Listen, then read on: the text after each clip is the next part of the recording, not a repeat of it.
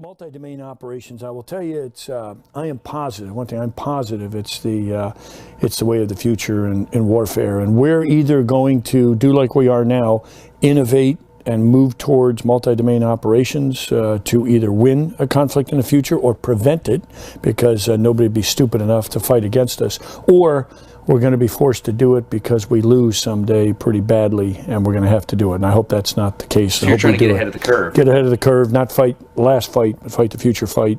And in fact, maybe not have to fight because we're so darn good, nobody can match us. And so this is an evolutionary thing. You go back to the Civil War, the Battle of Vicksburg, and the Army had to work with the Navy and a river in that case to win at Vicksburg. With Grant actually diverted the river. There you go, exactly. Yeah, Grant's Canal. And so you got domains in play there, you know, a little bit of maritime and land. However, things have changed, as you know, as well as anybody. The world's gotten so complex, and now there are these other domains out there. Cyber, space. I would also count the human domain as well, I think is the most important. What do you mean by that? Yeah, you know, what I mean by the human domain is that when you look at conflict, it's a contest of wills, and people are involved. It's about people. I mean, there may be, machines going against each other, and some people say, oh, it'll all be autonomous AI and all machines in the future. I certainly don't believe that. There'll be autonomous vehicles. There'll be a lot of that's done, but people are always going to have to be involved. That's the nature of conflict, and so it's influence over those people. And what we're seeing today is, you can influence someone before you're even at conflict with them, and you can influence them in the cyber domain, and you can influence them in the space domain, and you can influence, and there are no boundaries in these domains. Okay, so I think, forgive me, sir, you're a 4-star general. Yeah. You're a very important individual, but I'm a simple man, yeah. And so I need it broken down for me. So. Okay. For example, I know I've been keeping up with the news, and I know that there's huge social media campaigns that occur before an actual battle ever occurs now. Right. Is that true? Well, they call it the gray zone effect, and there's, you look at what some nations are doing. Russia's pretty darn good at it. China as well, where in what we used to call phase 0, pre-conflict, I don't like that term at all. I think it's always, there's always going to be competition, and we're in a hyper competition now, always. And you're exactly right. They will be working to shape and influence people's perceptions before a conflict even occurs, and hope that what happens is it's a fait accompli, that before we even fire a bullet, they've already won. And if you look at Russia and Ukraine, a little bit of that. We call them little green men. They took off their patches, claimed they weren't Russians, just to put just enough doubt. Cyber stuff happening, events happening, and it wasn't quite, they're just staying right below the threshold of conflict. But yet, and then as soon as it was time to turn conflict, it was already over. Already over. They already had the territory. They already had what they wanted. Now they hold on to it. So this is new. And there are other aspects that are new. I would tell you that the speed of human velocity of human interaction is at a rate never before seen. You can put out a video and millions look at it. And when I was your age, there's no way I could get millions of people to look at anything. I can have a private that does something have 106,000 people in the U.S. Army in the Pacific. I can have a private that does something that's on CNN tonight. Worldwide impact, influence, good or bad. That's changed, the speed of perception. And when I was talking this one time, and someone confronted me and said, well, hey, things move fast in the Civil War. By telegraph, things move fast. They may have moved fast, they didn't diffuse rapidly. Now you can diffuse, and send a tweet, send a tweet and halfway around the world, and billions of people are paying attention to it, right? So this has an impact in conflict. It has an impact in everything in our society. Business, sports, military, conflict. It's a huge impact. And so you've got all the domains, air, land, sea, space, and I think around all of them is this human domain that is the most complex, the most important. And let's get back to multi-domain operations. We're going all over the place. I want to try to simplify it as best I can for you. So it's an evolutionary process over time. We've had air, land, sea. We're evolving, but it's a revolutionary impact where you're maneuvering in all domains to a position of relative advantage. So what we were just talking about was maneuvering in cyber to a position of relative advantage pre-conflict, maneuvering in space to a position of relative advantage, and to take advantage of multi-domain operations. If you truly work together, one of our strengths, we're more joint than any force in the world, the U.S. military. We're still not joint enough. And so we've got to work where it's not the exception where we're working really well together, not joint integration. I'm sorry, joint interdependence, but joint integration. Let me ask you this. So yesterday, I was over the water watching an engagement by a foreign nation engaging a target with information from U.S. satellites provided on a different type of communication network. Why is it?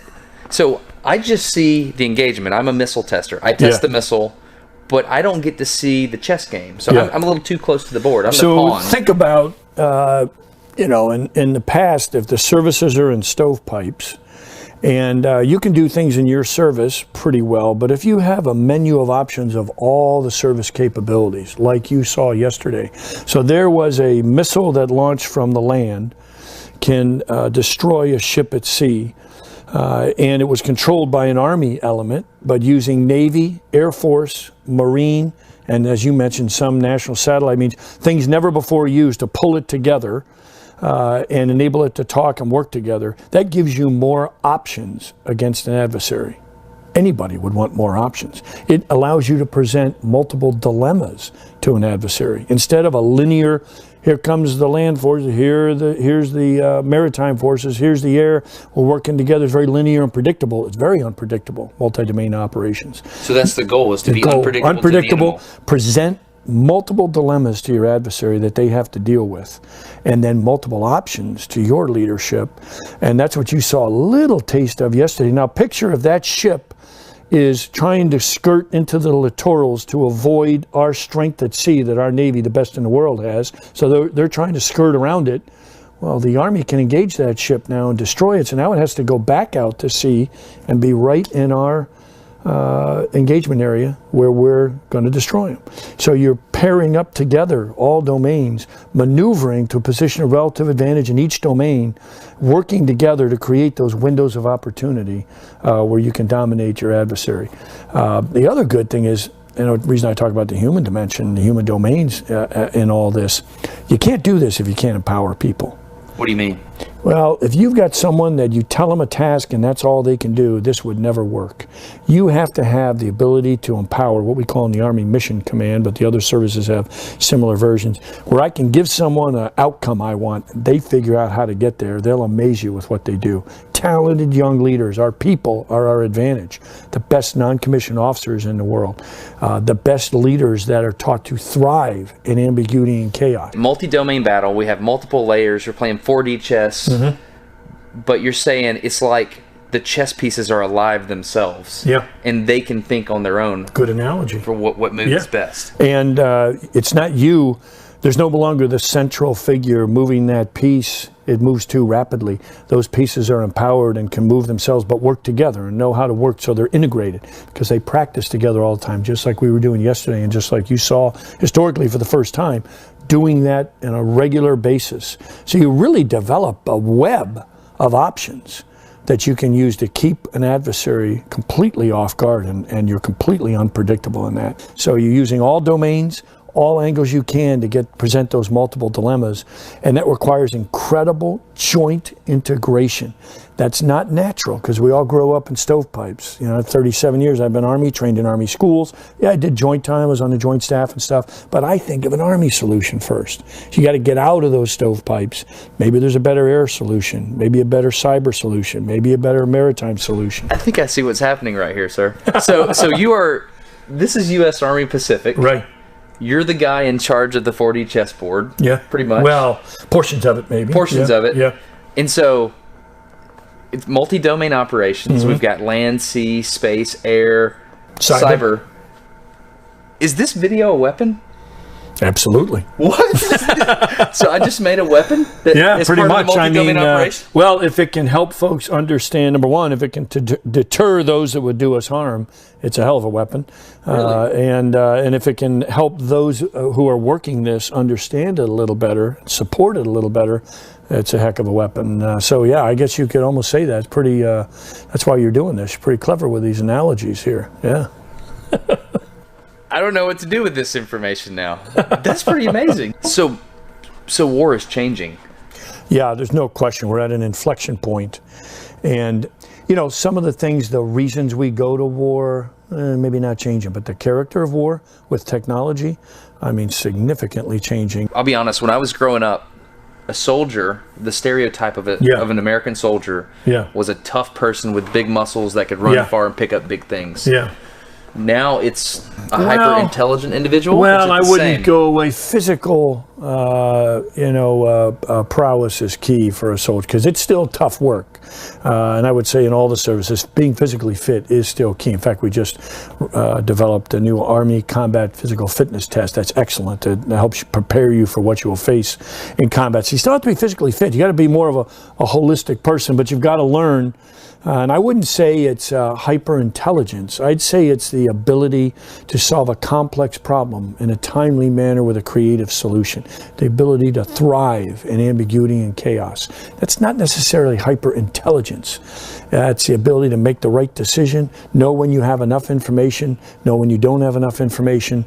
It's common sense. It is intelligence, but it's training, education that we have to do, and we're doing different than we did in the past. We might have told somebody in the past, here's your task, here are the exact steps you need to take to accomplish it. Shouldn't do that anymore. Here's the outcome I want. You figure out how to get there. That's the difference. War is changing.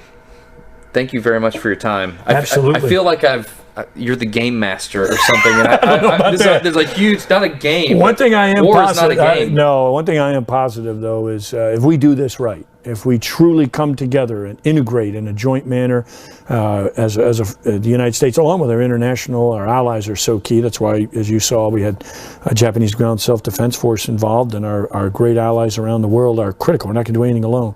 But if we come together and we truly get multi-domain operations right, it'll be absolute key to peace and stability in the future, because no one would be foolish enough. And some of these nations we've been talking about, many out there, they don't have the people, the ability to empower people the way we do.